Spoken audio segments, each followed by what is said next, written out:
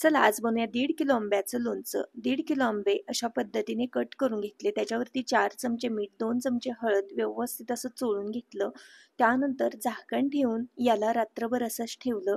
यामध्ये आलेलं पाणी बाजूला काढलं आणि या फोड्या आहेत त्या 3 तासासाठी उन्हामध्ये सुकवून घेतल्या. मसाला बनवण्यासाठी एका पॅनमध्ये 3-3 चमचे मोहरी, जिरे, बडीशेप हलकीशी भाजून त्यामध्ये 1 छोटा चमचा मेथीदाणे, 1 दालचिनी तुकडा, 7 ते 8 लवंगा, 7 ते 8 मिरे व्यवस्थित असं भाजून एका कापडावरती काढून घेतले. 5 मोठे चमचे मोहरी डाळ हलकीशी गरम करून घेतली. 4 चमचे मीठ गरम करून घेतलं. 300 ग्रॅम तेल मोहरी तडतडेपर्यंत गरम करून घेतलं. थंड झालेल्या मसाल्यामध्ये भाजून घेतलेली अर्धी मोहरी डाळ घालून मिक्सरला मसाला वाटून घेतला. 3 तास कैरी उन्हामध्ये सुकल्यानंतर त्यामध्ये बनवून घेतलेला मसाला, मोहरी डाळ, मीठ, 3 चमचे मिरची पावडर, 1 छोटा चमचा हळद पावडर व्यवस्थित मिक्स करायचं.